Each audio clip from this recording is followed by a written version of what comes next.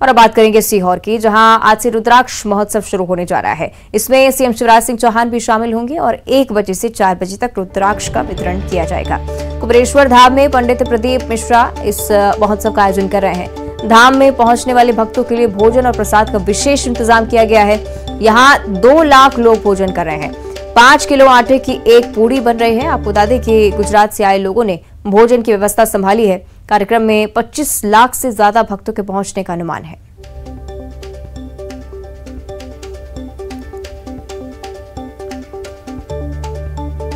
होने जा रहा है, महाशिवरात्रि का भी अवसर है। महाराज जी हमारे साथ हैं खुद। महाराज जी, किस तरह का ये पूरा आयोजन रहेगा और क्या व्यवस्था है भक्तों के लिए? न्यूज 18 के सभी श्रोता भाई बहनों को श्री शिवाय नमस्तुभ्यम। बाबा देवाधिदेव महादेव की पावन धरा कंकर शंकर सिद्धपुर नगरी सीहोर, जहां ये पावन रुद्राक्ष महोत्सव हो रहा है, बाबा की कृपा से यहाँ का जो कंकर है उसको शंकर के रूप में भक्त लोग मानते हैं। यहाँ आने वाला व्यक्ति श्री शिवाय नमस्तुभ्यम का जाप करता है, बैठता है, भजन करता है। यहाँ का ऐसा नियम है कि जो बैग लेकर आता है वो बैग घर जाकर खोलता नहीं है, 3 महीने में उस बैग को लेकर वापस आ जाता है। मतलब बाबा उसको बुला ही लेता है। तो ये तो शिव की कृपा है और शंकर की पावन धरा है, कंकर शंकर की। यहाँ शिव तत्व को पाने के लिए भक्त लोग आते हैं और अपने हृदय से, अपने भाव से, अपने दिल से जुड़ने के लिए आते हैं।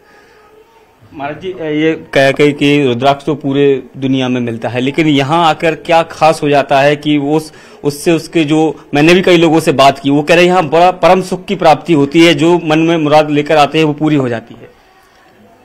कुबेरेश्वर धाम का रुद्राक्ष महोत्सव है, अपने आप में एक अनूठा उत्सव है।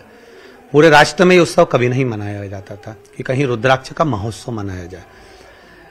हमारे यहाँ शिव महापुराण में भगवान शंकर के नेत्र द्वारा रुद्राक्ष की उत्पत्ति हुई है। उस रुद्राक्ष की उत्पत्ति को रुद्राक्ष लोग जानते थे, पहनते थे, धारण करते थे, पर ये नहीं जानते थे कि रुद्राक्ष का भी कोई उत्सव होता है। जैसे भगवान शिव के नेत्र द्वारा, जैसे हम कहते हैं हमारे द्वारा कोई बालक का अगर जन्म हुआ तो हम उसका उत्सव मनाते हैं, हमारे शिव के द्वारा वो रुद्राक्ष उत्पन्न हुआ है। उन्होंने प्रकृति को दिया है और उस प्रकृति के माध्यम से पर्यावरण की शुद्धता का भाव भी दर्शाया है। तो वो शिव के द्वारा प्रकट जो रुद्राक्ष है, वो रुद्राक्ष यहाँ पर आकर भगवान शिव की आराधना के साथ में सिद्ध करते हैं, उसको पूजन करते हैं, अनुष्ठान करते हैं, अभिषेक होता है। अभिषेक करने वाला भी कोई दूसरा नहीं होता, पूजन करने वाला भी कोई दूसरा नहीं होता। जितने भक्त यहाँ आते हैं उस रुद्राक्ष का जो अभिषेक करते हैं, रुद्राक्ष जो रखे रहते हैं, उसमें 1-1 लोटा जल प्रत्येक जीव चढ़ाता है। उसमें श्री शिवाय नमस्तुभ्यम बोलकर चढ़ाता है। जिस जगह का आपने दर्शन करा होगा, लोग लाइन लगाकर लोटा लेकर खड़े होंगे, उसके नीचे हम लोग रुद्राक्ष को भर देते हैं और रुद्राक्ष भरकर उस पर 1-1 लोटा जल चढ़वाते हैं। श्री शिवाय नमस्तुभ्यम जब इतने लाख लोग आते हैं और प्रतिदिन उनके मुख से गुनगुनाते हैं, तो आप रूप में वो रुद्राक्ष सिद्धता आ जाती है। फिर ब्राह्मण द्वारा पूजन कराना और रुद्राष्टाध्यायी से उनका अभिषेक कराना, फिर भगवान शंकर की भक्ति को धारण कर लोग उसको लेकर जाते हैं। ये रुद्राक्ष संसार में जितने भी रुद्राक्ष आते हैं वो नेपाल के आते हैं। हमारे यहाँ रुद्राक्ष आता है वो मुक्ति नारायण का होता है, गंडकी नदी का। उस गंडकी नदी का कितना प्रमाण है ये तो आज पूरा राष्ट्र जान रहा है कि जिस गंडकी नदी का एक शिलाखंड लाकर राम जी की मूर्ति का निर्माण हो रहा है, अयोध्या में राघव जी बैठ रहे हैं, वही गंडकी नदी के तट पर जो रुद्राक्ष के वृक्ष होते हैं, उस रुद्राक्ष को गंडकी में जब वो गिरते हैं, उस गिरे हुए रुद्राक्ष को हम लोग मंगवाते हैं। वो रुद्राक्ष यहाँ चलता है। गंडकी के जल से ही शालिग्राम की उत्पत्ति हुई है, इसलिए वहां का पाषाण भगवान विष्णु के रूप में पूजा जाता है। महाराज जी, एक सवाल इससे हटके है कि नागपुर के एक श्याम मानव हैं, वो लगातार सवाल खड़े कर रहे हैं, चाहे बागेश्वर धाम को लेकर हो या पंडोखर सरकार को लेकर हो। वो कह रहे हैं कि कोई चमत्कार नहीं है, बल्कि आप लोग अंधविश्वास फैला रहे हैं। इस तरह के आरोप वो लगाते हैं, चैलेंज देते हैं लगातार। हम भी अंधविश्वास के खिलाफ हैं। अंधविश्वास तो कोई चीज है नहीं। यहाँ अगर रुद्राक्ष का वितरण हो रहा है या रुद्राक्ष हम धारण कर रहे हैं, ये आज की नहीं है, पुराने समय की है। आप शिव महापुराण को निकालेंगे, शिव महापुराण में इसके संबंध में बहुत सारे लेख लिखे हैं। 1 मुखी से लेकर 21 मुखी तक रुद्राक्ष है, 1 मुखी से लेकर 14 मुखी तक रुद्राक्ष है, 1 मुखी से लेकर 94 मुखी तक रुद्राक्ष है। एक रुद्राक्ष का वर्णन हमारे शिव महापुराण में करा गया। तो हम ये नहीं कह सकते कि हाँ, कहीं अगर कोई ढोंग हो रहा है, कोई प्रपंच हो रहा है, या कोई कहे कि ये चीज हम करके दिखा देंगे, तो उसको चमत्कार कहते हैं। हमारे यहाँ बाबा का कोई चमत्कार नहीं, हमारे यहाँ तो बाबा स्वयं हाला हजूर बैठा है। हम लोग कुछ भी चीज अगर वर्णन कर रहे हैं तो वो शिव पुराण में से मिलेगा आपको। अगर हमने बेलपत्र चढ़वाया शिव पुराण में से मिलेगा, जल चढ़वाया शिव पुराण में से मिलेगा, रुद्राक्ष है तो शिव पुराण में से मिलेगा। तो ये है महाराज जी जिनका साफ तौर पर ये कहना है कि यहाँ लोग आस्था के साथ आते हैं और उनकी वही मनोकामनाएं जो पूरी होती है। और विश्व में पहले कभी भी रुद्राक्ष महोत्सव नहीं होता था और ये अपने आप में एक अनूठा आयोजन होता है। कैमरामैन खिलान सिंह के साथ शैलेंद्र सिंह, न्यूज 18 सीहोर। रुद्राक्ष वितरण कार्यक्रम में आने वाले श्रद्धालुओं के लिए भोजन व्यवस्था की गई और हम इस वक्त जो भोजनशाला है आश्रम की उसमें हम मौजूद हैं। आप देख सकते हैं कि जो लाखों की संख्या में श्रद्धालु आ रहे हैं और ऐसे में छोटी छोटी पूड़ियाँ बनाकर उनको सर्व करना आसान नहीं होता, इसलिए एक बड़ी पूड़ियाँ यहाँ बनाई जा रही हैं। इनको ही टुकड़े करके लोगों को खाने को दी जा रही है। इसके अलावा तमाम जो खाने पीने का सामान है वो इस किचन में तैयार किया जा रहा है। आप देख सकते हैं कि बड़ी संख्या में भट्टियां जो है वो यहाँ पर चल रही हैं। लगातार ये भट्टियां चलती रहती हैं ताकि जो श्रद्धालु यहाँ पहुँचते हैं। बताया जा रहा है लगभग 2 लाख जो लोग हैं उनको प्रतिदिन भोजन होता है। कुछ लोग हमारे साथ हैं जो भोजनशाला में हैं। बताइए कि किस तरह की व्यवस्थाएँ हैं और कितने लोग यहाँ पर रोज़ खाना बनना और कितने लोग खा रहे हैं? करीबन 150 जन का स्टाफ है हमारा, 150 से 200 जन का स्टाफ है। और हम गुजरात से आए हुए हैं और गुरुजी की सेवा में 24 आवर्स तैयार है। और करीबन गुरुजी के यहाँ भक्तों की भी भीड़ तो गिनती में तो है नहीं है, क्योंकि कोई अपने लाखों की जनता में है और कुछ हम लगा भी नहीं सकते कैलकुलेशन। कुछ और लोग भी हैं। भाई साहब, किस तरह की व्यवस्थाएं की गई ताकि जो बाहर से लोग आए वो भोजन के लिए? व्यवस्थाओं के लिए पूर्ण रूप से व्यवस्था की गई है खाने के लिए, ताकि श्रद्धालु भूखे ना रहें। प्रसादी में पूड़ी, खिचड़ी, जो अन्य व्यवस्थाएं हो रही हैं वो समिति के द्वारा की जा रही हैं। आप देख सकते हैं कि वो बता रहे हैं जो इस पूरी व्यवस्था को देख रहे हैं कि कितने लोगों का खाना बन रहा है। ये गिनना बहुत मुश्किल है क्योंकि लाखों की संख्या में जो श्रद्धालु हैं वो यहाँ पहुँच रहे हैं। और ऐसे में आप देख सकते हैं कि न केवल पूरी बल्कि देखिए सब्जी है और इसके अलावा दूसरे जो पकवान हैं वो लगातार यहाँ तैयार किए जा रहे हैं, क्योंकि ये 7 दिन तक ये कार्यक्रम चलने वाला और इसमें अनुमान है कि लगभग 25 लाख जो श्रद्धालु हैं पूरे देश भर से आएंगे। तो ऐसे में आप 25 लाख लोगों के लिए भोजन व्यवस्था बनाए रखने के लिए आपको आवश्यक हो जाता है कि 24 घंटे भोजनशाला जो है वो चलती रहे, ताकि जो लोग भी यहाँ पहुँच रहे हैं उनको पर्याप्त संख्या में मात्रा में जो है तो भोजन मिलता रहे। आप देख सकते हैं कि तमाम जो व्यवस्थाएं हैं वो यहाँ की गई हैं, ताकि भले ही कुछ लोग हैं जो होटल्स वगैरह में खा सकते हैं, लेकिन जो लोग यहाँ पर रुके हुए हैं उनकी भोजन की व्यवस्था यहीं की गई है। कैमरामैन खिलान सिंह के साथ, न्यूज 18।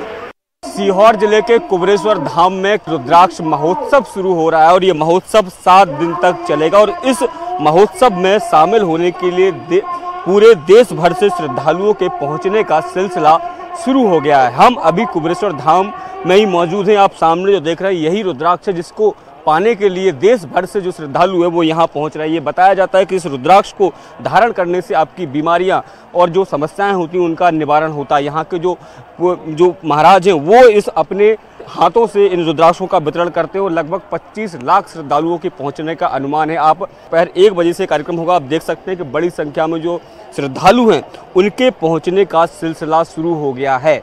जैसा कि मैंने बताया कि लगभग 25 लाख जो है श्रद्धालु हैं उनके पहुंचने का यहाँ सिलसिला रहेगा 7 दिन तक। और तब तो इन सारे लोगों के रुकने की व्यवस्थाओं से लेकर तमाम जो व्यवस्थाएं, होटल सारे फुल हो चुके हैं। इसके साथ ही बहुत सारे स्थानीय लोग ऐसे हैं जिन्होंने अपने घरों पर इनको रुकने दिया है। तो आप देख सकते हैं कि जो भक्त पहुँचे हैं वो अभी पूजा अर्चना का दौर भी शुरू हुआ, क्योंकि यहाँ जो मंदिर निर्माण हो रहा है उसकी जो शिलाएँ रखी हैं उसको जो है वो यहाँ पर पूजा की जा रही है। तो पूरी जो व्यवस्थाएं हैं वो यहाँ पर चाक चौबंद हैं, लेकिन जो भक्त हैं वो बड़ी संख्या में लगातार यहाँ पहुँच रहे हैं। और जब ये आयोजन 1 बजे शुरू होगा तब इन लोगों का उत्साह और आस्था देखते ही बनेगी। कैमरामैन खिलान सिंह के साथ शैलेंद्र सिंह, न्यूज 18 सीहोर। तो सीहोर की तस्वीर आपको हम लगातार दिखा रहे हैं। कुबरेश्वर धाम सीहोर में रुद्राक्ष के लिए बड़ी संख्या में लोग पहुंचे हैं। सीहोर में बस संचालकों की लूट देखने को मिल रही है। आपको बता दें कि होटल, ऑटो रिक्शे वालों ने दाम बढ़ा दिए हैं। सीहोर में अव्यवस्थाओं का आलम पसरा हुआ है। प्रशासन के जिम्मेदार अधिकारी इस पूरी बात से अभी भी बेखबर है।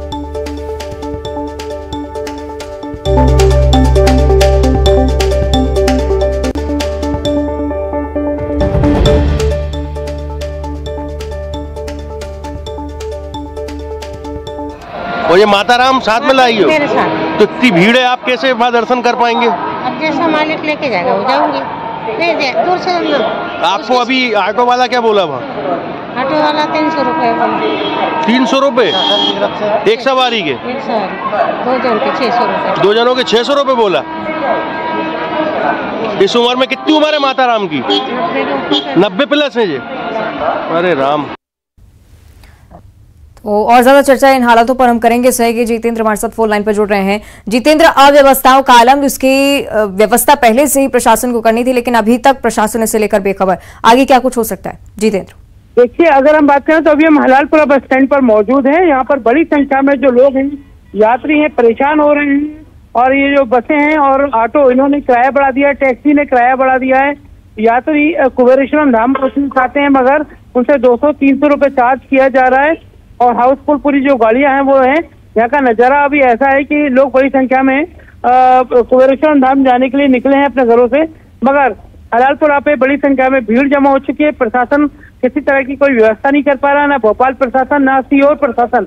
तो यात्री बसों में हाउसफुल को होकर जा रहे हैं, तो इससे दुर्घटना की संभावना बढ़ सकती है। साथ ही कुबेरेश्वर जाने से ट्रैफिक पूरा वो लग रहा है। तो अब देख सकते हैं कि कितनी बड़ी संख्या में जो भीड़ है वो कुबेरेश्वर धाम जा रही है और यात्रियों से मनमाना किराया वसूला जा रहा है, जिस पर प्रशासन को रोक लगाना चाहिए। बिल्कुल, तस्वीरें भी हम देख रहे हैं, कितनी बड़ी संख्या में लोग यहाँ पर पहुंच रहे हैं। शुक्रिया आपका जितेंद्र फिलहाल इस जानकारी के लिए। और छतरपुर से अगली बड़ी खबर है। बागेश्वर धाम में महायज्ञ का आज चौथा दिन है। पंडित धीरेन्द्र कृष्ण शास्त्री का आज फिर से दिव्य दरबार लगेगा। पंडोकर सरकार के महायज्ञ में पहुंचने की उम्मीद है। राजेंद्र दास जी महाराज हनुमंत कथा पढ़ेंगे। प्रसिद्ध भोजपुरी गायक मनोज तिवारी की भी मौजूदगी रहेगी भजन संध्या में। लाखों की संख्या में भक्तों ने परिवार सहित बागेश्वर धाम में डेरा जमा लिया है।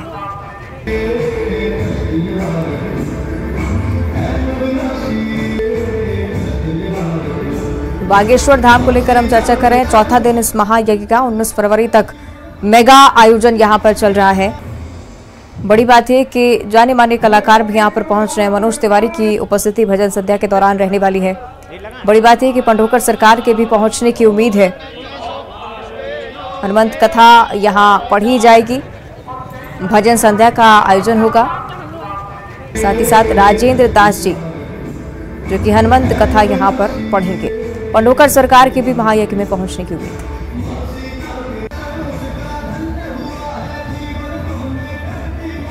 चलिए और ज्यादा चर्चा इस पर हम करेंगे, विस्तार से जानेंगे। सहयोगी नरेंद्र हमारे साथ लाइव जुड़ रहे हैं। नरेंद्र, क्या कुछ आयोजन आज होने जा रहा है?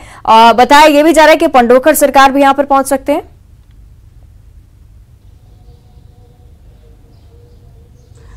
देखिए, बिल्कुल अवंतिका, जिस तरीके से बागेश्वर धाम में भारत को हिंदू राष्ट्र बनाए जाने के जय घोष के साथ इस अनुष्ठान का आयोजन किया गया है और इस आयोजन में दिन प्रतिदिन जहां पर साधु संत पहुंच रहे हैं, तो वहां पर वहीं दूसरी तरफ राजनेता भी अब पहुंचने लगे हैं। जहां तक बात की जाए, जो साधु संत हैं, जिसमें आज राजेंद्र दास जी महाराज पहुंचेंगे और वहां पर पहुंचकर लगातार 19 फरवरी तक हनुमंत कथा करेंगे। और उसके साथ साथ ही आज शाम को यहां पर बागेश्वर धाम के भक्तों को जो प्रसिद्ध भोजपुरी गायक हैं मनोज तिवारी और भाजपा के सांसद हैं, वह भी कल पहुंच गए थे और आज शाम को उनकी भजन संध्या का आयोजन रखा गया है, जिसका लाभ यहां पर बागेश्वर धाम के भक्तों को मिलेगा। और वहीं जो कार्यक्रम आया है, जो मध्य प्रदेश के मंत्री हैं भूपेंद्र सिंह, उनके भी आज दोपहर 12 बजे पहुंचने की खबरें हैं। और इसके साथ साथ ही जो पंडोकर सरकार है, जो दरबार चलाते हैं, पर्चे पर मन की बात वही भी लिखते हैं,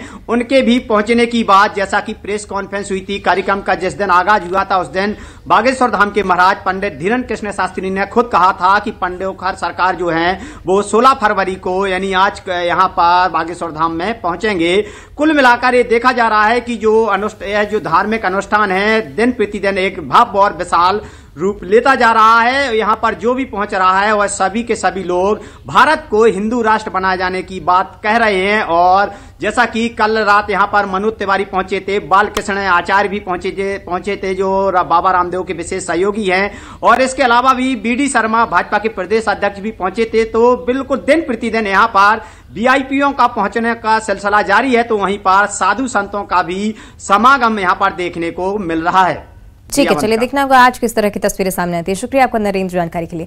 आगे बढ़ते बात करेंगे छत्तीसगढ़ के रायपुर से बड़ी जानकारी। डीजीपी ने एनआईए को एक पत्र लिखा है। एनआईए के महानिदेशक को ये पत्र लिखकर जांच की मांग की जा रही है। बस्तर में 3 जनप्रतिनिधियों की हत्या की जांच का अनुरोध किया गया है। बस्तर में विगत सप्ताह 3 जनप्रतिनिधियों की हत्या हुई थी। माओवादियों का इलाका लगातार सिकुड़ने से बौखलाहट में नक्सली नजर आ रहे हैं और बौखलाहट में नक्सली जनप्रतिनिधियों और लोगों को निशाना बना रहे हैं। सुरक्षा बलों और राज्य पुलिस के प्रयास से नक्सली खात्मे की ओर है।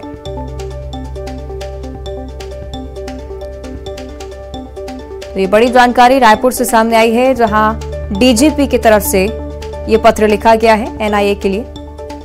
इसमें जांच की मांग की जा रही है। हमारे साथ ज्यादा चर्चा के लिए डिप्टी न्यूज एडिटर अभिषेक शुक्ल फोन लाइन पर जुड़े हुए हैं। अभिषेक जी, अब जो परिस्थितियां छत्तीसगढ़ में फिलहाल हैं, जिस तरह से बीजेपी के नेताओं की हत्या हुई, आरोप प्रत्यारोप का दौर चला, लेकिन दूसरी तरफ बहुत ज्यादा जरूरी कि उस घटना पर काबू पाया जाए, ये लेटर इसके लिए कितना महत्वपूर्ण? देखिए, बहुत महत्वपूर्ण लेटर है ये। सुरक्षा बलों के साथ पुलिस के आईजी ने इस बैठक को भी सभी एसपीओ के साथ की थी मुख्यमंत्री के निर्देश के बाद, और उसके बाद अब मुख्यमंत्री ने पहले कहा था कि एनआईए से जांच करवाना है तो हम उसके लिए भी निर्देश दे सकते हैं या उसके लिए भी मांग की जा सकती है, क्योंकि छत्तीसगढ़ में देखिए लगातार ये घटनाएं हुई हैं। बस्तर इलाके में भाजपा के नेताओं की और राजनीतिक लोगों को निशाना बनाया गया, तो ये एक चुनावी साल है, पॉलिटिकल इशू भी बन गया। आज भाजपा इसको लेकर पूरे बस्तर में प्रदर्शन भी करने वाली है, तो इसलिए एक बड़ा पॉलिटिकल इशू भी बन गया था। और इससे दो काम हो सकते हैं। जबकि छत्तीसगढ़ पुलिस महानिदेशक ने एनआईए को पत्र लिखा है, जांच की मांग की है कि जो जनप्रतिनिधि की हत्या हुई है उसकी जांच कर ली जाए। दो काम इससे हो सकते हैं, तो सुरक्षा वहां पर पुख्ता हो सकती है। एनआईए जब जांच करेगी इस मामले में एनआईए का आना होगा, तो जहां एक तरफ पॉलिटिकल लोगों को थोड़ी सुरक्षा मिलेगी, माहौल थोड़ा ठीक होगा। दूसरा, अगर मैं पॉलिटिकल एंगल से बात करूं तो कांग्रेस का भी ये बड़ा दांव है। राज्य सरकार ने एनआईए जांच की मांग करके एक जो बड़ा पॉलिटिकल इशू बीजेपी बना रही थी उसे भी नेस्तनाबूद करने की या खत्म करने की कोशिश की है। तो दोनों ही काम होंगे, और एनआईए जांच को लेकर महानिदेशक ने पत्र लिख दिया है यहाँ पर। अब देखना है कि जो पूरे प्रदेश में आज बीजेपी बस्तर में और कल पूरे प्रदेश में करने वाली आंदोलन, इसको लेकर क्या कुछ होता है। बिल्कुल, ये देखने वाली बात होगी अभिषेक जी। लेकिन बीते दिनों की अगर बात की जाए तो बीजेपी की तरफ से टारगेट किलिंग की भी बात कही गई, और अब जब एनआईए की तरफ से ये लेटर जा रहा है, साथ ही साथ पॉलिटिकल संभावनाओं को भी हम नजरअंदाज नहीं कर सकते हैं, क्योंकि लगातार चुनावी साल में बीजेपी भी हमलावर कांग्रेस की तरफ और नक्सलियों का जो मुद्दा है वो अब प्रमुख भूमिका में भी। बिल्कुल, देखिए वही बात है कि पॉलिटिकल इशू एक बड़ा बन गया था और चुनावी साल है। आज और कल 2 दिन बीजेपी बहुत बड़ा प्रदर्शन करने जा रही है, आज बस्तर में और कल पूरे प्रदेश में। ऐसे उसे ठीक प्रदर्शन से पहले एनआईए जांच को लेकर लेटर लिख देना ना सिर्फ ये दिखा रहा है कि यहाँ सरकार इस मसले को लेकर गंभीर है, दूसरा एक बड़ा पॉलिटिकल इशू जो यहाँ पर खड़ा हो रहा था और राज्य सरकार पर बार बार आरोप लग रहा था, वो इशू यहाँ पर बिल्कुल खत्म होता दिख रहा है। चलिए, देखना होगा आगे अब इससे लेकर क्या कुछ होता है। शुक्रिया आपका अभिषेक जी इस चर्चा के लिए। और इसी के साथ बुलेटिन में इतना ही। देखते रहिए न्यूज़ 18।